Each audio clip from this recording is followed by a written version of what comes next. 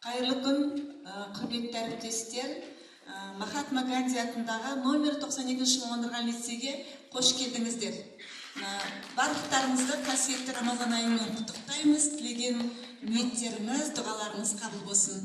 Бірінші алғы сөзді лицейіміздің басшысы Шашабаева Гүлжан Сауытовнаға береміз.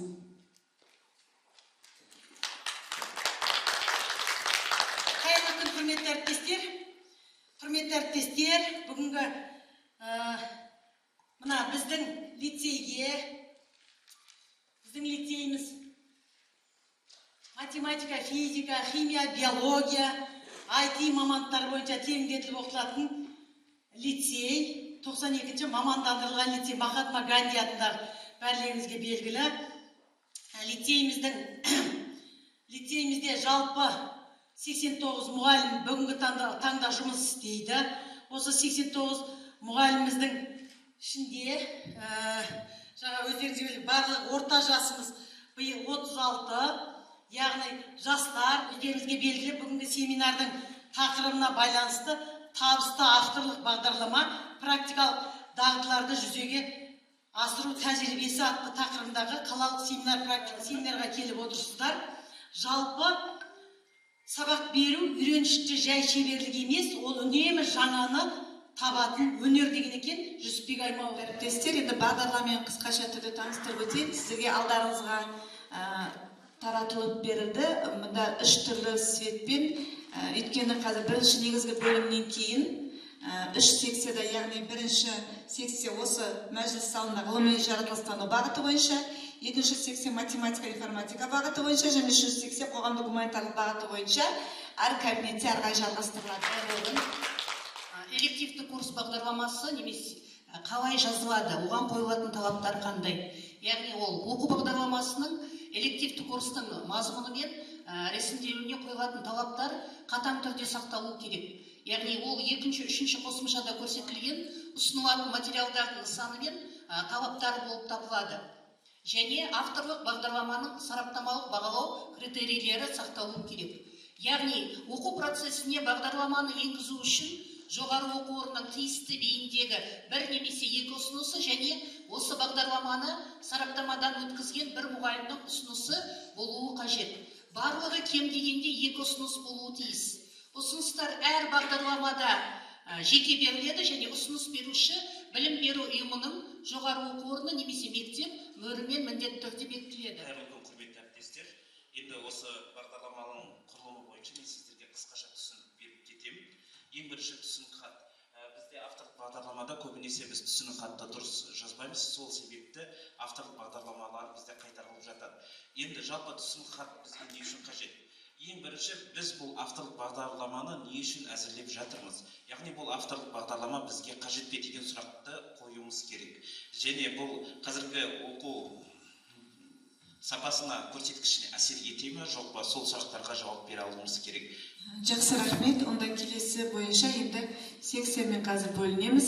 Ғылыми жаратылыстану осы жерде қалады. Мен өзім ағылшын тілі пәні мұғалімімін, 25 жылдық стажым бар, педагог зерттеуші. Енді қысқа айтып өтейін, мен қатты жаңағы кісілер барлығын тәппіштеп айтып берді ғой сіздерге. Мен қысқа ғана айтып өтейін. Енді менде көбінесе жоғарғы сыныптармен жұмыс жасағаннан кейін, жоғарғы сыныптарда қазіргі біріншіден тренд болды, екіншіден үлкен мүмкіндік болды, IELTS деген жаңағы тілден тапсыру халықаралық тестінен өту. IELTS-тың 2 жылға жарамды екенін білесіздер, оның кіргесінің. Одан кейін барып бірінші ол не ұбт-да 50 балл береді, IELTS-тан өтетін болса жақсы балл алып, ал одан кейін екіншісі шетелдік оқуға түсуге мүмкіндік бар. Қазіргі біздің жастарымыз намного мобильнее, намного олар бізден қарағанда кеңірек ойланады, и олардың жаңағы мүмкіндіктері де жақсы біздікіне қарағанда. Сондықтан әрине оларға ақ жол, сәтті сапар, бірақ жаңағы IELTS-қа дайындалу. Сол көп ой менде 2 жыл бойы жүрді, өзімнің басымда үлкен класстармен жұмыс жасап жүрдім. Бір-екеуі сұранып келіп жүрді, апай, мен спикингді жасаңызшы, мен листенингді жасаңызшы деген сияқты. Ал неге осылай курсты, элективті курсты авторлық бағдарламамда, мұның алдында менің авторлық бағдарламам басқаша болған, неге осыған жазбасқа дедім. Сөйттім де осының өзекті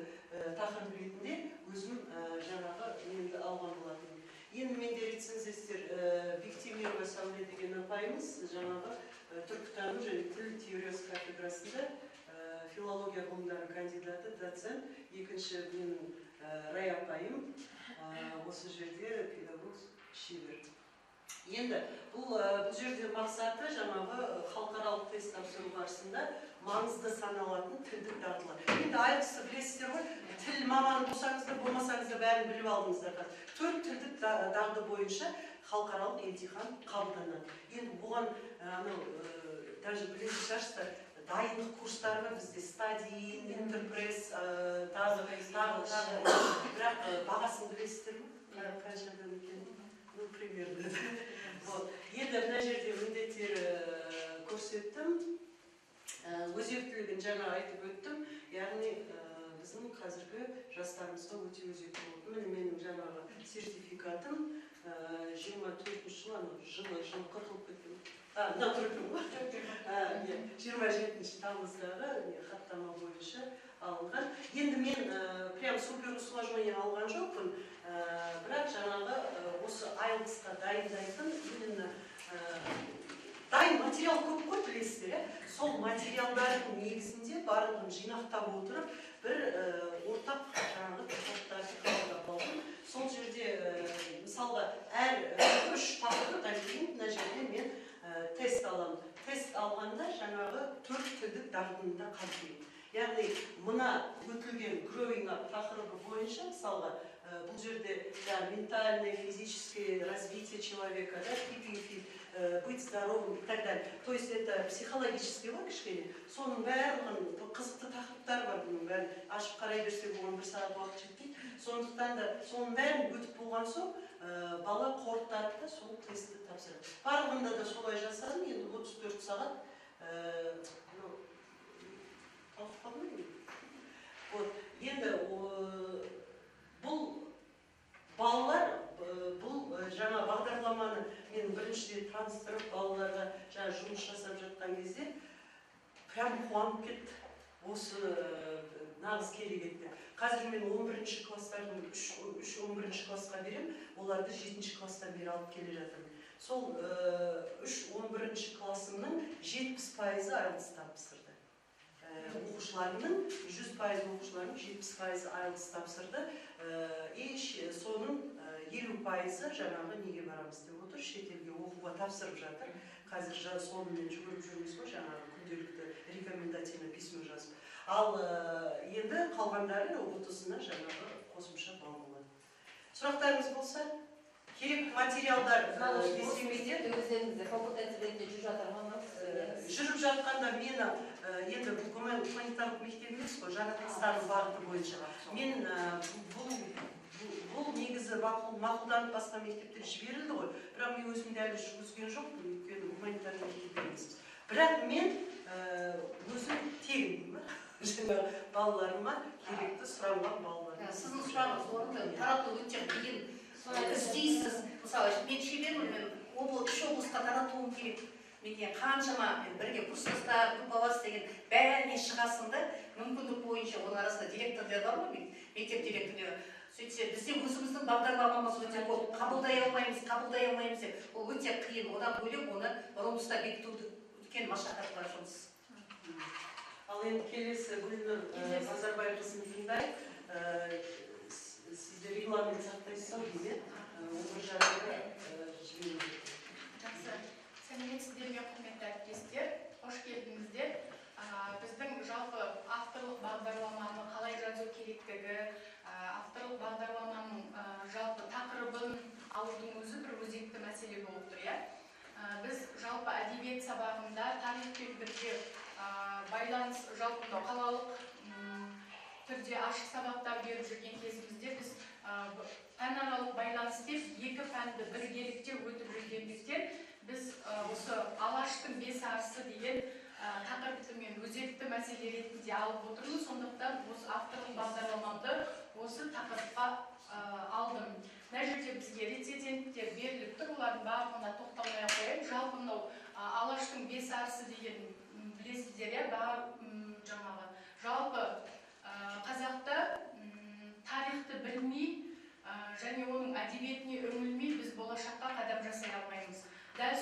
қазір біз жаңағы қарап отырсақ бағдарламамызға сәйкес келетін сыныптардың ішінде бізде көбінесе бесарыстың жаңағы барлық шығармалары толық түрде берілмейді. Сондықтан біздің жалпы алып отырған пәніміздің мақсаты да осыған сәйкес келіп тұр.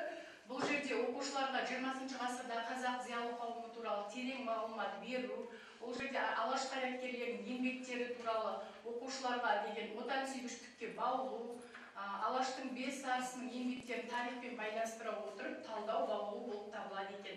Міндеттері бойынша жалпы осы жаңа бесарыстың тақырып бойынша, әрқайсының тақырып бойынша үйреткендегі біз оқушылардың міндеттері ретінде біз бесарыстың еңбектері мен қазақ әдебиетіне қосқан үлесін талдау, жинақтау, бағалай алу керектігі көрініп тұр. Енді мына жерде бағдарламаның өзектілігі ретінде айтатын болсақ, жалпы жаңа басында да айтып кеттім, жалпы әдебиеттің біз тарихты әдебиеттен бөліп алып жарып қарай алмаймыз, себебі біз әдебиетті өту арқылы біз тарихты да меңгертіп өтуіміз керек. Сондықтан бұл тақырып біз үшін өзекті тақырыптардың бірі болып тұр. Мына жерде біздің менің беріліп тұрған жалпы куәлігім көрсетіліп тұр, және мазмұндық бөлім бойынша аптасына бір рет берілген барлығы 34 сабақты қамтиды. Мына жерде жаңағы жалпы күнтізбелік тақырыптық жоспары беріліп тұр, оқу мақсаттары алынған, 9 сыныптарға арнап жасалынған. Бұл жерде 1-ші тоқсанында Ахмет Байтұрсыновты толық түрде жасалынады. Бұл жерде тағы бір ерекшелігі ретінде айтатын болсақ, біз мысалға әдебиетте өтетін болсақ, оның жаңағы жалпы ұлы тұлғалардың тек қана әдебиетке қатысты ғана еңбектерін қарастырып өтетінбіз. Ал мына бағдарламаның ішінде жалпы тілдік тақырыптарда біргелікте берілгендігін ерекшелігі ретінде айтуымызға болады. Екінші жалпы 90-ға беріліп тұрғанды, ол біз Міржақып Дулатовты алдық. 3-ші 90-да Мағжан Жұмабаевты, сосын одан кейін Жүсіпбек Аймауытовтікін, сосын 4-ші 90-да Шәкәрім Құдайбердіұлымен аяқтайтын боламыз. Бұл жерде күтілетін нәтиже ретінде бұл бағдарламада қазақтың бесарысының қазақ әдебиеті мен тіл білімінің дамуына қосқан үлесі, одан кейін негізгі шығармалар мен қоғамдық қызметтері қамтылатындығын көрсетуімізге болады екен. Ақпараттық әдістемелік бөлім бойынша 9-ші сыныптарға білім беру стандартына сәйкес игеруге тиіс материалдарды қамтиды. Осы жағын көрсетуге болады. Мыналардың барлығын көрсетпей қойын, жаңа бағалау критерийлері бойынша 10 балдық жүйе бойынша жасалынған жұмыстарымыз көрсеттік. Одан кейінгі әр жаңағы жалпы тұлғаларды меңгерткеннен кейінгі эссенің қалай жазылу керектігі, қанша балл қойылу керектігі, мазмұны, сауаттылығы жайынан қарастырылып, критерийлер берілген. Енді мына жерде бір айтатын жөн, жалпы бұл жаңағы тақырыпты алудағы мақсатымыз біз тек қана тарихты қалалық ашық сабақтарда ғана емес, сонымен қатар мектептің ішінде бізде әр айда бір кітаптың ізімен бағдарламасы бойынша негізі жұмыстар жүргізіледі. Соның аясында мынандай бір іс-шараны көрсеткім келеді. Тарылан тарих тағылыматты іс-шара өтті. Бұның ішінде біз бесарысты жалпы музей ретінде қойып, бұл бесарыс болып тұрған оқушыларымыздың өзі әрқайсысы шығармаларын жатқа оқыды. Сөйтіп оқушыларға жалпы үлкен форматта өткен, бұл мұғалімдерге де оқушыларға үлкен бір ерекше әсер етті. Сондықтан жалпы бағдарламаның да тақырыбы осыдан негізі туындағанын көрсетуге болады.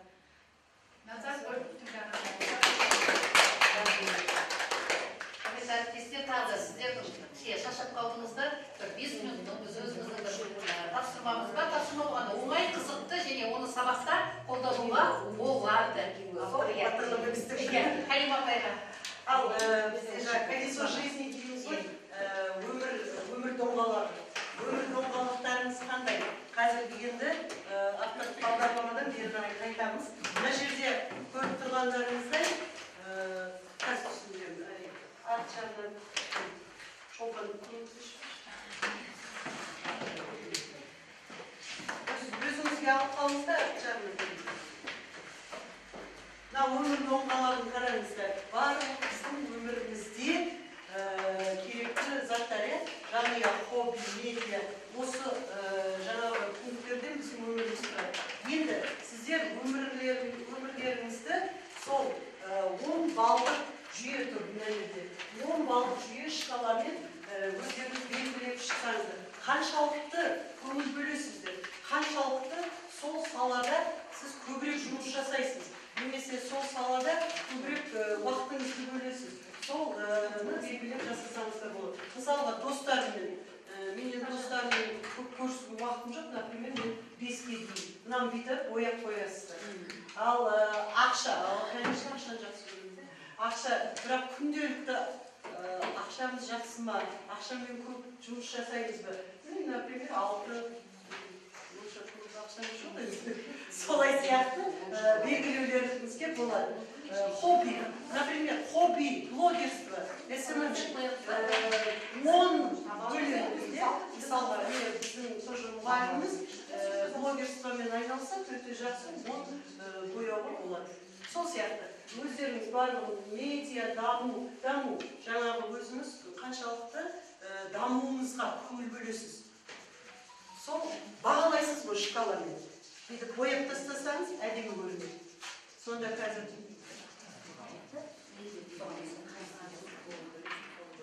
былай бояп тастасаңыз.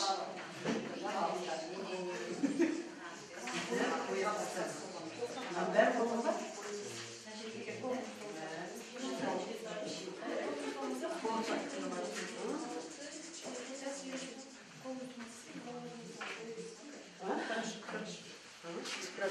Енді мұнан бұлай іштерін бояп қойсаңыз, әдемі көрініп тұрады.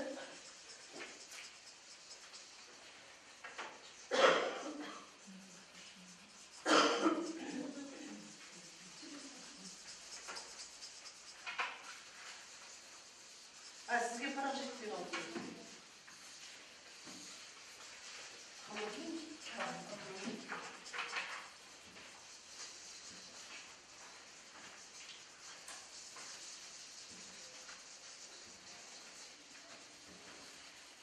Өзіңізге өзіңіз честно жауап беріңіз.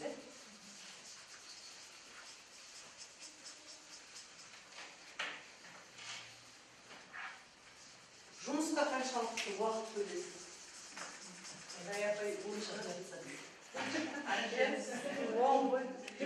Онға жетті.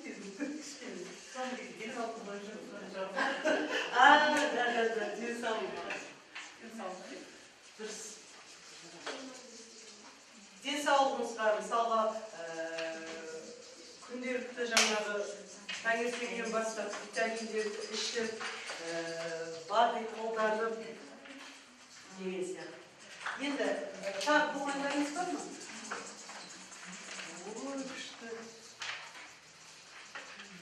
Міне, мына екі суретті қараңыздаршы. Қаншалықты әртүрлі, Қазір осы жерде отырған 18 адамды 18 адам суреті 18 түрлі болып шығады. Сондықтан, енді бұл жерде айтпағым дұрыс. Әркім осы бойынша арғарай ойлануына болады. Қаншалықты мен жаңағы көңіл бөліп жүрмін. Бірақ енді в идеале дейді ғой, идеальный мына жерде 10 болмаса да барлығымыздікі 8 болып тұрса жақсы болады екен өміріміз. Былай солай болмай, 8, одан да асып 10 болсын. Сонда мынау құрықтың барлығы бізде толып тұрады. Барлығына уақытымыз жетеді, көңіліміз жетеді, барлығына үйреміз деген сөз. Енді осы жерден шығып, помодоро деген әдіс бар екен. Помодоро әдісін естігендеріңізде бар шығар, өздеріңіз алып алыңыздар, үйде тағы да бақылап зерттеп қарайсыздар, анализ жасайсыз. Помодоро әдісі осы неден шыққан қызанақ. Қызанақ деген сөз помидор. Помидор содан шыққан. Сол жерде айтады, 25 минут жұмыс жасап, 5 минут жұмыс жасап. Яғни ол тайм менеджмент қой, тайм менеджмент. Яғни мына өмір доңғалағын дұрыстасаңыз, тайм менеджмент, помодороны дұрыстасаңыз, авторлық бағдарлама жазуға уақыт болады. Рахмет сіздерге. Кел байланыс жүргізе салыстырма. QR-кодпен жібере салсаңыздар, өтініш. Міне. Иә, осыны скорее,